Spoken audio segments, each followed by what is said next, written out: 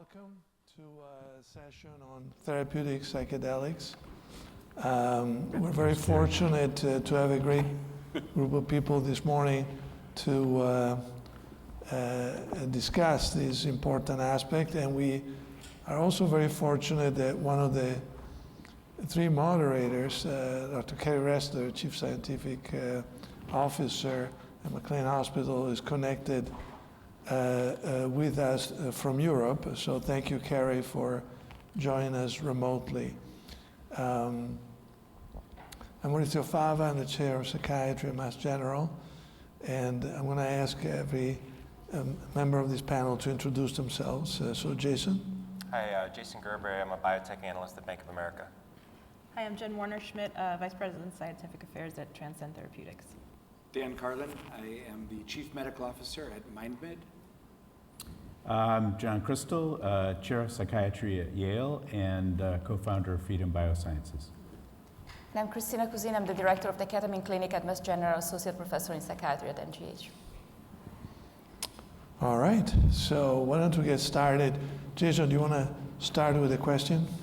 Sure. I'll kick it off to Cristina. I think as it pertains to the push for new novel therapies like psychedelic medicine, I think what's interesting is the emergence of ketamine clinics as an alternative for patients with mental health disorders. And I was wondering if you could maybe offer some of your perspectives on working at a large ketamine clinic and sort of the patients that you're seeing and the outcomes that you're seeing with this as a different therapeutic approach for these patients who've probably exhausted some of the conventional therapeutics. The patients we see in an academic ketamine clinic are very different from the patients seen at a private ketamine clinic, because our patients tend to have many more comorbidities, both psychiatric comorbidities and medical comorbidities. They're far more complicated, long history of treatment resistance and failing many medications prior to coming. About a third of our patients has failed electroconvulsive therapy, has failed TMS, so they don't have many other options. And because of the long-lasting depression, they also have challenges, financial challenges, transportation, support.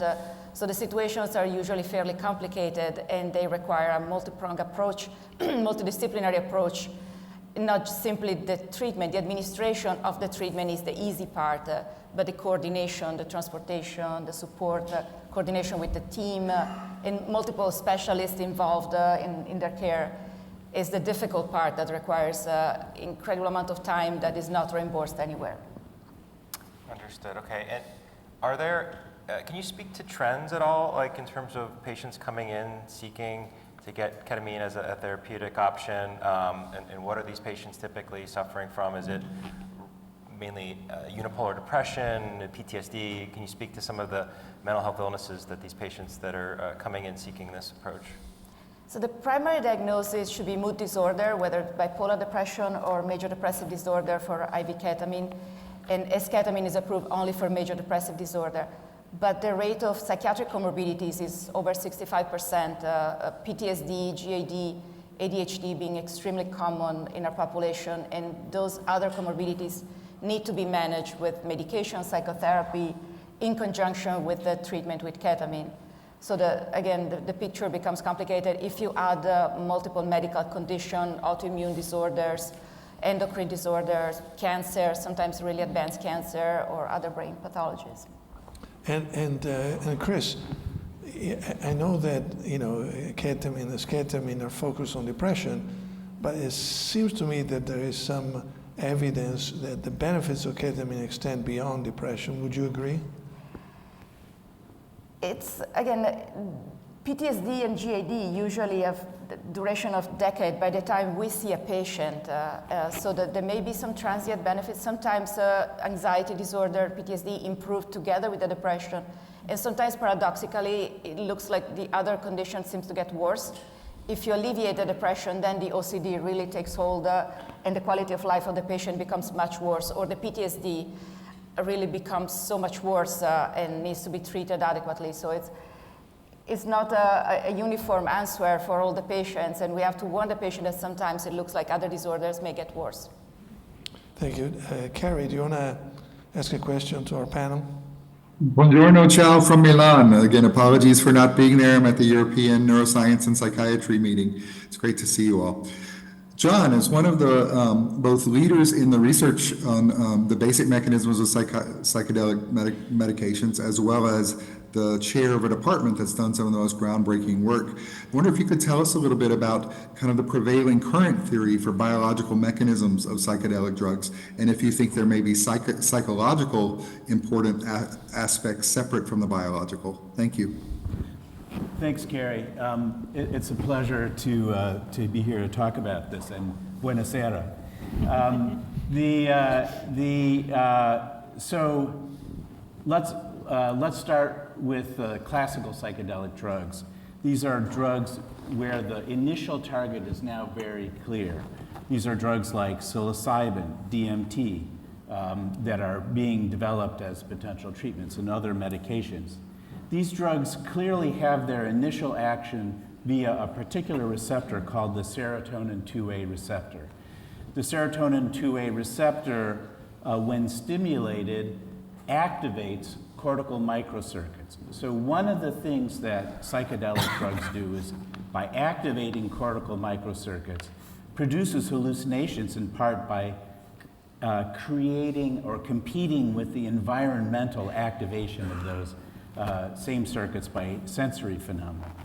So, but they produce their therapeutic effects for certain conditions like depression, we think, and there's a lot that still remains to be characterized, by when they ping these cortical networks, they trigger what we call neuroplasticity, mechanisms which remodel structurally and functionally these synaptic connections. And that's relevant to depression because depression is associated with both a reduction in the efficiency or effectiveness of synaptic communication, but also actual loss of structure. Those synaptic connections can be pruned in stress in animals, and we can show using a PET tracer in depressed patients that they're reduced. So you give a drug like a psychedelic drug, you activate the microcircuit, you trigger this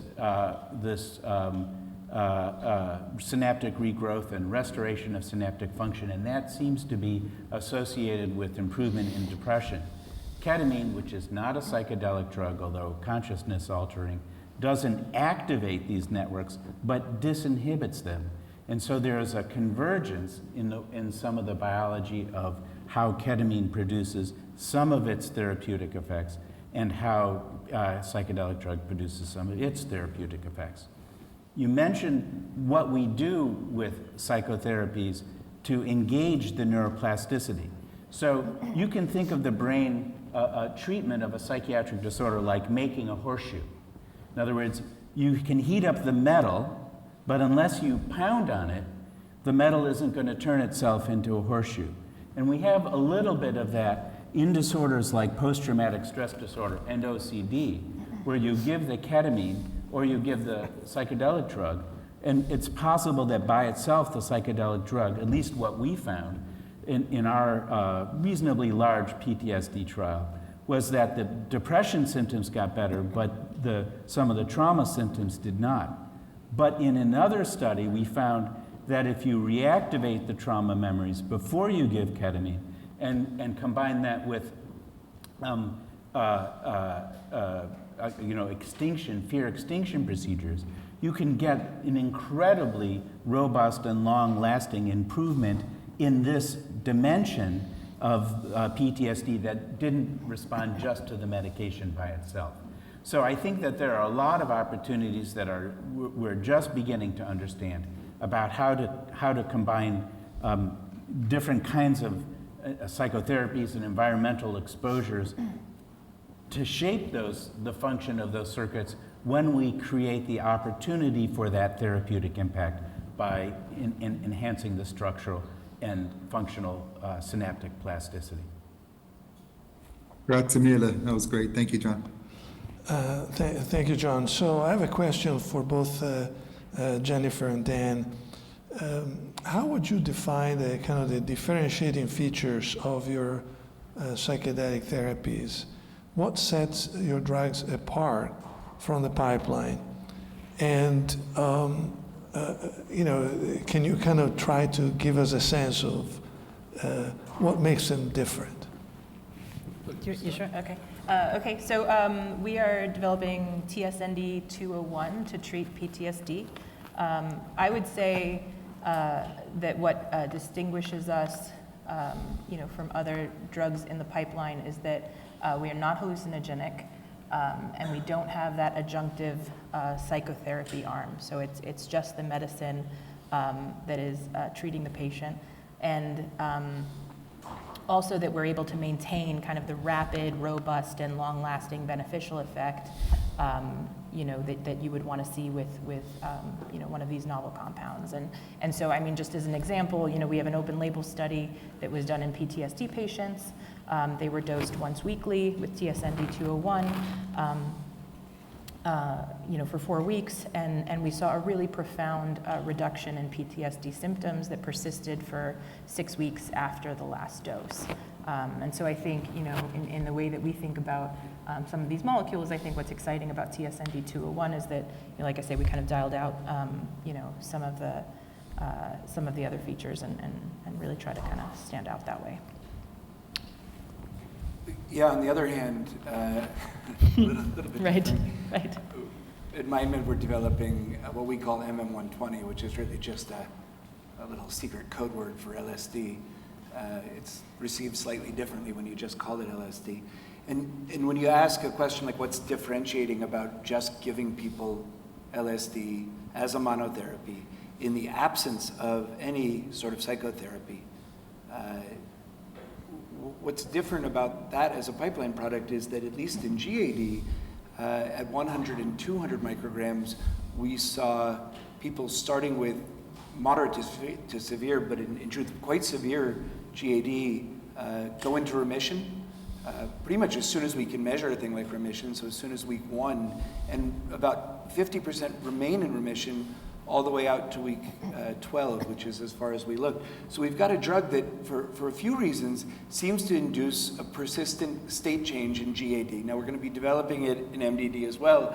Can't speak to MDD yet because we haven't done the studies, but in at least the phase 2B for GAD, we saw clinical characteristics of the acute experience that I think are favorable. And what's interesting, and I might expand a little bit on what John said, which is that, well, in the popular imagination, psychedelics are hallucinogenic, and we like this idea. We see things that aren't there or whatever, which they aren't really. People kind of know that the things they're seeing aren't there, so it's actually sort of pseudo-hallucinogenic.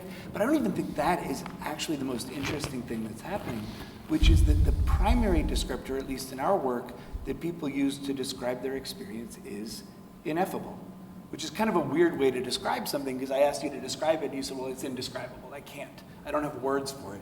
And so very consistent with the description of the neurobiological sort of observations that can be made of the acute experience. By the way, the original question was psychological mechanism or neurobiological mechanism. I think we're all like monists, right? We think that the psychological comes from the neurobiological, but we always end up sort of drifting in this weird dualist direction because they feel different, right? And anyone who's practiced psychotherapy knows it kind of feels different than giving a drug. And I think in part that's because our neuroscience is so far from our psychology that we need entire different vocabularies at some level to describe what's happening in each of them. So while we know that the mind lives in and only in the brain, we still talk about is it psychological or neurobiological. And so the thing that I've come to is that acute change, which we can understand the neurobiology of better than we can long-term change because it's easier to observe short things than long things, is that what is actually mechanistically at play is the loss of language. That the place where we store the filters that we use to engage with the world and to turn the world into a comprehensible story, a story we tell ourselves that is in fact ourselves, the story we tell ourselves about our relationship to the future, anxiety, the relationship to the past, arguably depression, that all of that story gets turned off when people are on a high enough dose of one of these drugs, and they're left in a state without their usual mechanism for understanding the world. And when someone goes into a clinic, at least in our studies, because they have anxiety, and they go there because they want that anxiety to not be there when they leave, and then they have this experience of the world without the usual explanatory mechanisms and filters, something changes. And they don't need psychotherapy because what they did was get a chance to tell a different story. And then that story, rather than getting encoded in the usually plastic parts of the brain where we do like episodic memory, right? We need plasticity, otherwise we shouldn't bother talking to you because you won't remember. But there are parts of the brain that store that story, that store the filters we use to understand the world that aren't usually all that plastic. And that when people come out of this ineffable state where they've gotten to experience themselves without their usual story of self, maybe that experience then gets encoded in those more permanent parts, the parts that were plastic during the development of defenses and so on.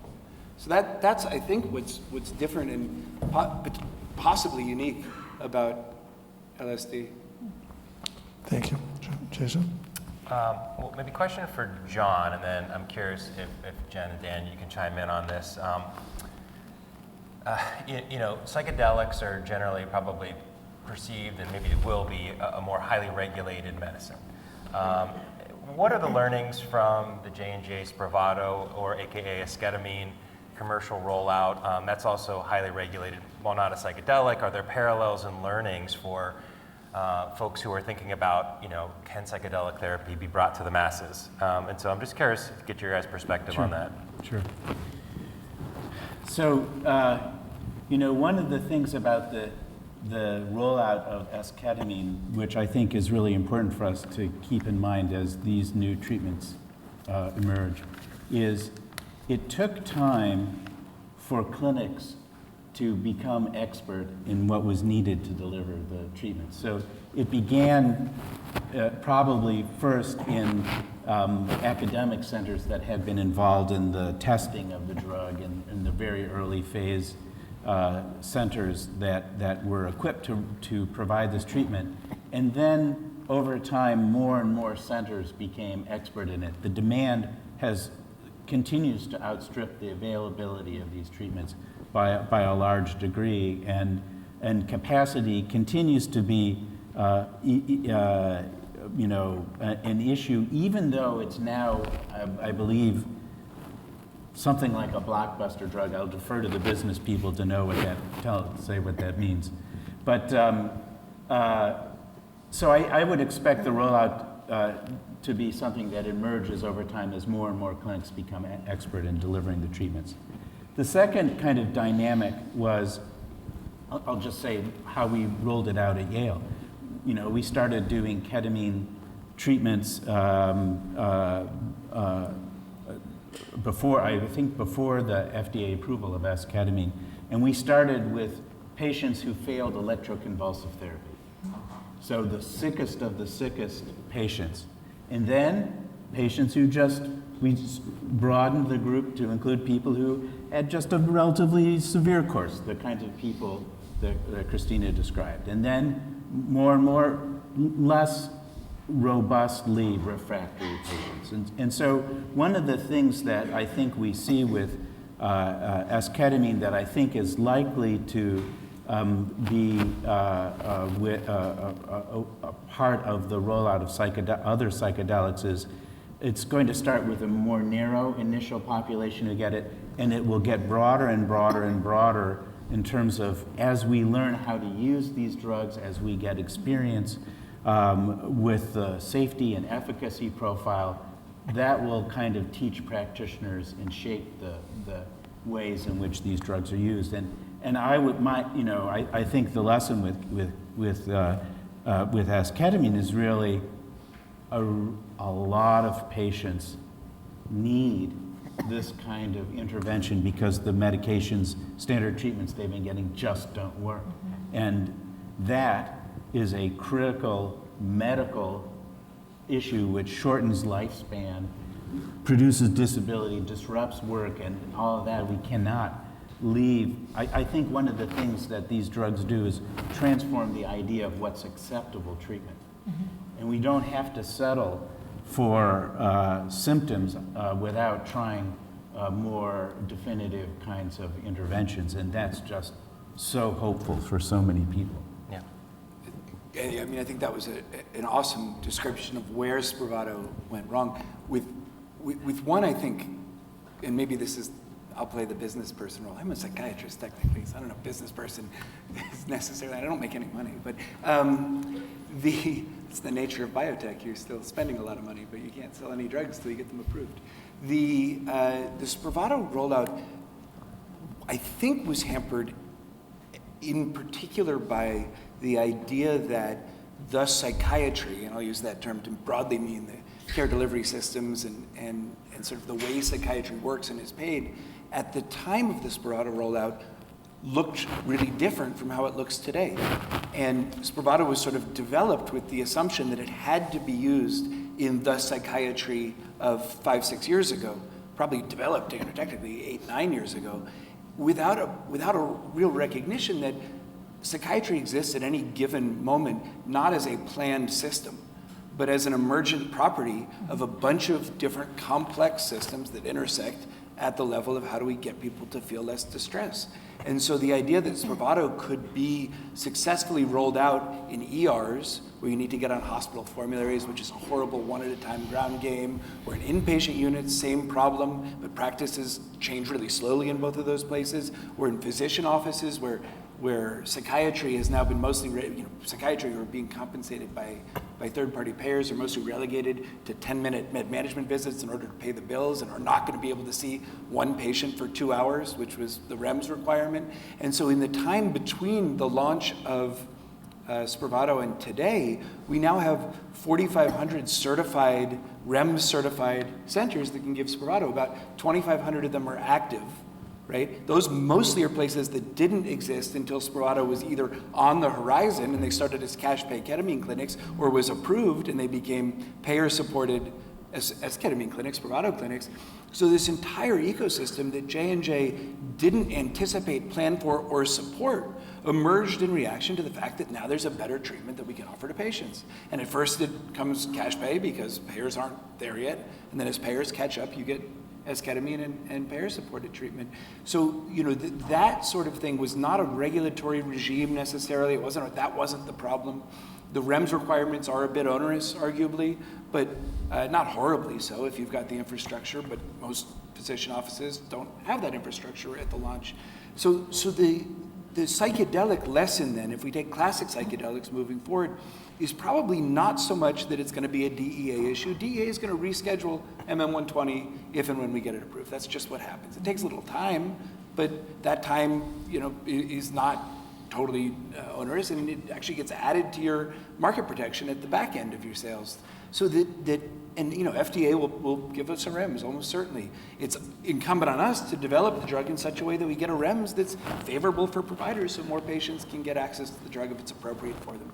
And so that ultimately, I think it's much less about the regulators, broadly speaking, than it is about the right set of infrastructure and providers who are skilled, who are confident that they can give the drug safely, who have seen the results of clinical research and believe the drug can make people better, and who know that they will get reimbursed for both prescribing and administering it. So just one little comment to sum this up. The older medications were incorporated into the standard practice of psychiatry, and that these medications are changing the practice of psychiatry by making it more interventional and bring in other kinds of interventional treatments that we're probably not going to focus on today, like neurostimulation treatments and other kinds of things that are also intervention.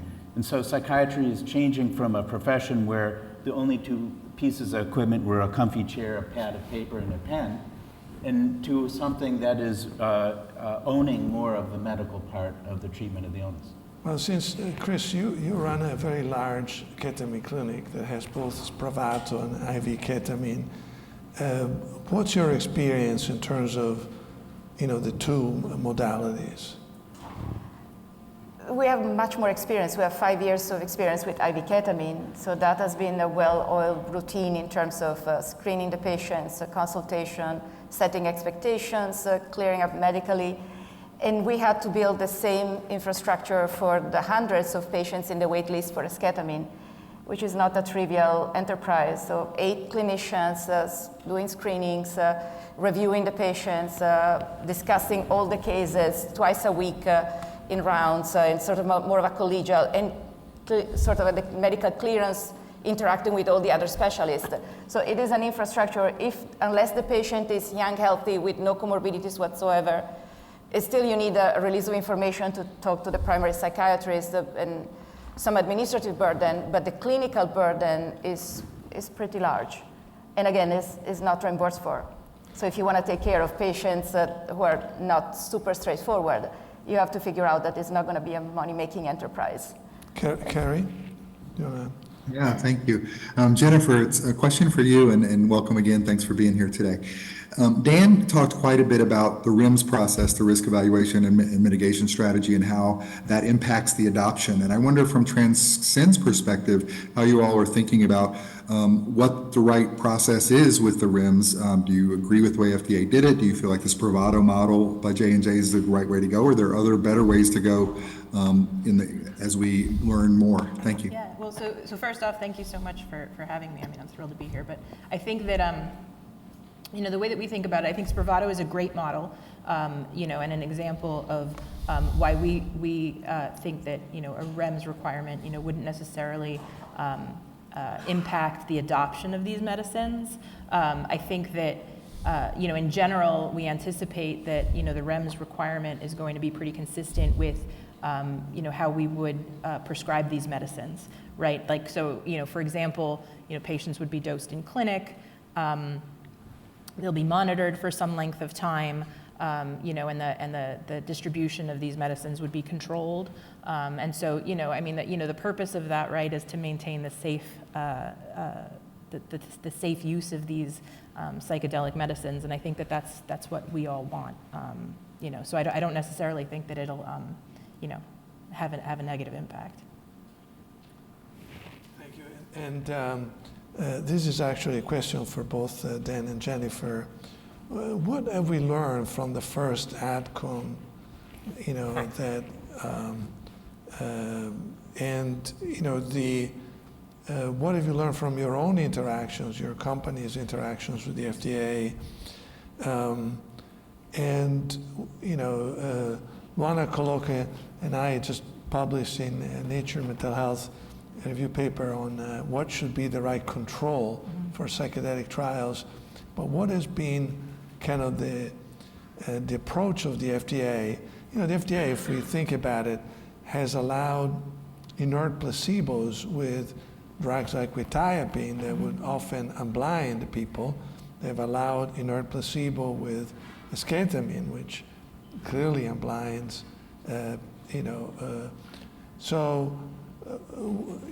do you think that there is greater anxiety about the unblinding with psychedelics, and what's the impact on from a regulatory standpoint? It's a fun one, right? There was a meeting? No, I think, just to maybe kick it off, like, I think that some of the issues that were brought up, surrounding, Lykos' CRL, are Lykos specific, right? So it's due to,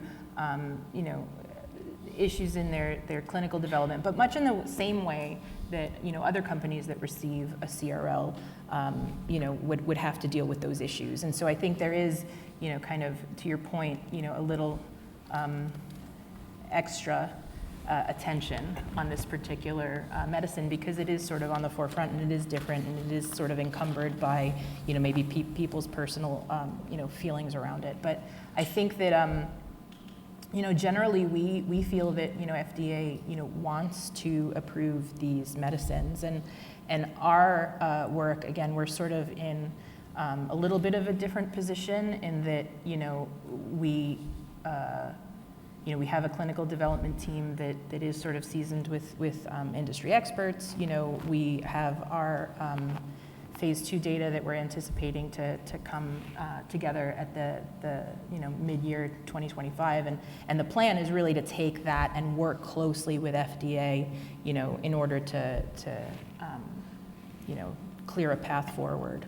I don't know if you have more to add. It's funny that we both learned a phrase that like 5 weeks ago I probably had never said, and in the past 4 weeks I've probably said several times a day, which is Lykos-specific issue.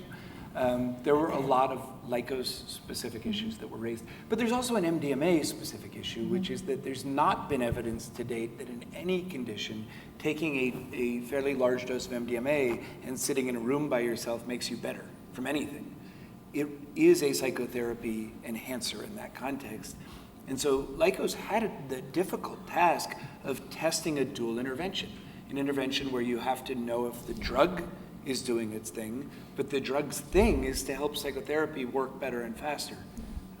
And that's hard, right? Because now you're not only facing patient unblinding, which, as Maurizio said, is just a reality of psychiatric drug trials. If you're going to give people drugs that make them feel different, they need to feel the drug. Like, that's fairly obvious. And so when you have patient unblinding, fine, we've accepted that, we know how to work with it, we know expected placebo responses, we need to exceed those, all that.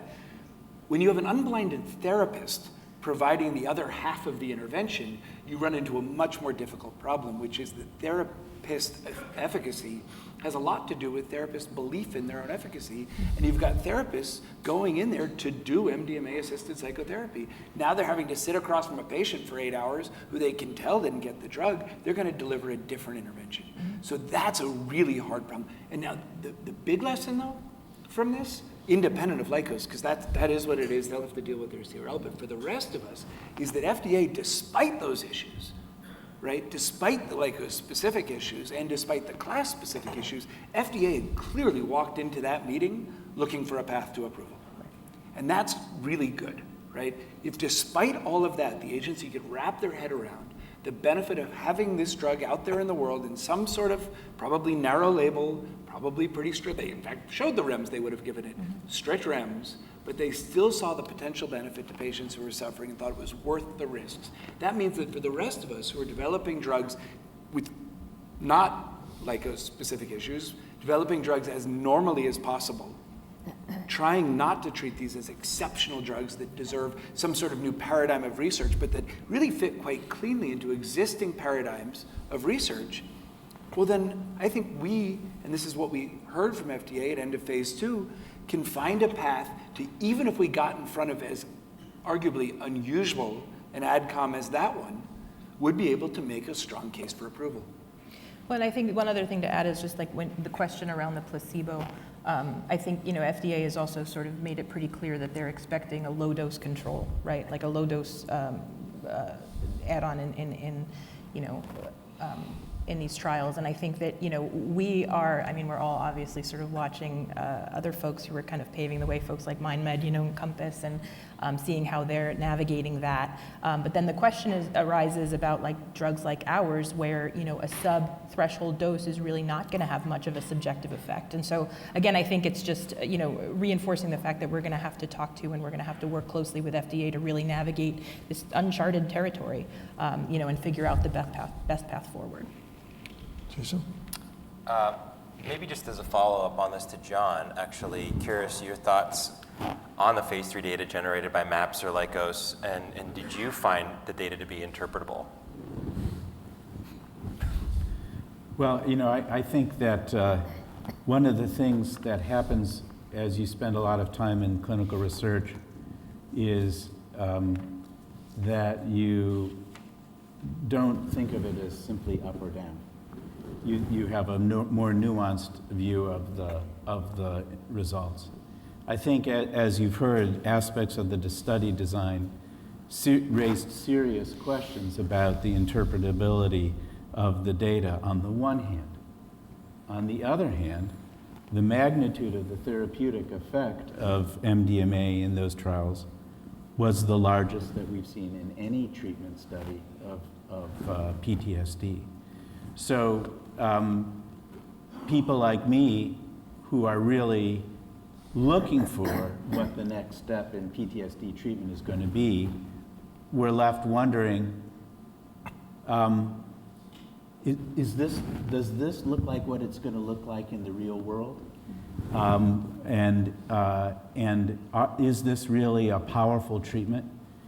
I think the issue is that the challenges to the study design and execution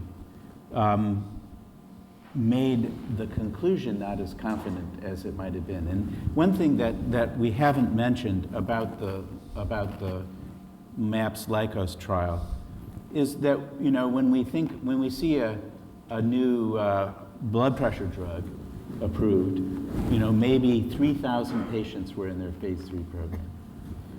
In the MAPS trials, you had about 40 patients per arm. In other words, their phase 3 program looked like most companies' phase 2 programs.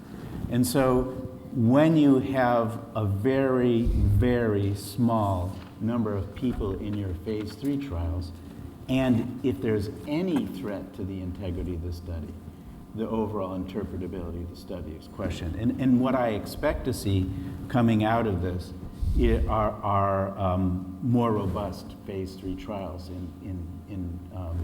required by the FDA in development, because then, you know, if 10% of the patients were affected by the placebo unblinding, and we know that pretty much all the patients knew what they got, that's enough to tip the study one way or the other. So people like me have a lot of questions, but I would say still have a lot of interest and hope that signals from those trials will end up being replicable.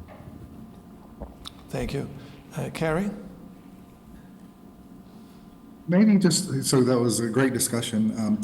If we think forward, you know, that it sounds like, Dan, you have quite a bit of optimism about this area, and it sounds like everybody feels like if the science continues to show what it is, that eventually we're going to get there. It may be this year, it may be next year or a couple of years, but eventually MDMA, psilocybin, and likely some of these others are going to receive FDA approval. So I guess clinically, Cristina and John, how do you see with MDMA, psilocybin, and others near approval, how they might would you potentially adopt these as a private practitioner or as an academic clinic? And how would you use these therapies in your treatment armamentarium? So maybe starting with Cristina. It's a complicated answer because as ketamine, for example, was approved in 2019, we couldn't get approval from insurance company or coverage for 2.5 years. Simply there was no path, there was no way to get any insurer to pay for it. So there was a gap of 2.5 years where we had a drug potentially available and the way to build infrastructure, but no one paying for it. So I would imagine at the beginning, it would be available only for patients who can pay out of pocket for the entire treatment sessions, and 8 hours psychotherapy, if there are 2 therapists, plus the drug, plus the infrastructure, is going to be a serious price tag that not many patients are going to be able to afford, or patients who are really, really desperate and dipping in their savings with all the ethical implications of that. And then once we start having some insurance reimbursement, then we will have to figure out, this is my director hat and trying to make the budget and figure out what are the infrastructure that allow us to still have a little bit of a margin, or are we just offering this to the patients who are the sickest and the most desperate, even if there is no margin whatsoever, just because we think it's the right thing to do. So those are a lot of complicated answers. Yeah, and maybe following up on that, how did Spravato affect ketamine clinics? And do you feel like with the right model, there's a way to do this, or do you really think there's sort of a ceiling effect due to the economic strain, due to the amount of clinical supervision and other approaches? It requires space. It requires hours of a dedicated space, a dedicated private space, and price downtown Boston for any square footage is really, really expensive. So the infrastructure, plus the personnel, the salary, the people, those costs add up to the infrastructure, not simply the cost of the drug or per se. So that's going to be a complicated equation to figure out when you try to deliver to more than just a handful of patients per month. So I think the issues are a little different for the two types of drugs. But in general, in the private sector, the reimbursement is really going to be critical. And it's not only the reimbursement for the treatment, but you have to look at the whole package, because the intensity of the psychotherapeutic support for MDMA and psilocybin is much greater than it will be than it is currently for the esketamine. Esketamine is a 2-hour procedure. MDMA, psilocybin are going to be 6 to 8 hour procedures. With ketamine, you can have one person covering a large number of patients. With psilocybin, the intensity of psychotherapeutic support in the session, let alone the preparatory sessions and the debriefing sessions that you need following each treatment, it means that the whole package has to be workable. And the thing I'm worried about is not so much the reimbursement for the procedures, which will be hard enough. In other words, a single psilocybin patient is 3 esketamine patients in terms of the reimbursement. Has to be that for it to be equivalent. So I'm worried about whether we'll make money on the procedure and lose money on the support sessions. So those are practical issues that'll have to be sorted out that will have an impact on doing it with third-party payers or public payers. However, MDMA is a special case in particular because we're talking about PTSD. And so you have one enormous customer who doesn't care about reimbursement, and that's the US government. Because the Department of Veterans Affairs at the moment, for which PTSD is probably the most common and certainly, if not the most disabling, among the most disabling disorders that they treat, with the cost of that disability falling on the Department of Veterans Affairs. They've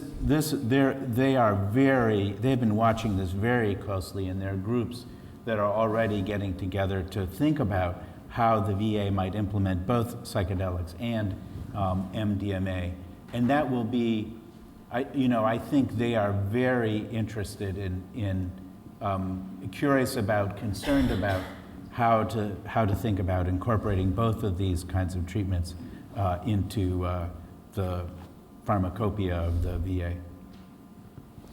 So it seems to me that I think you're both bringing up the challenges that psychedelic treatments will present in the implementation.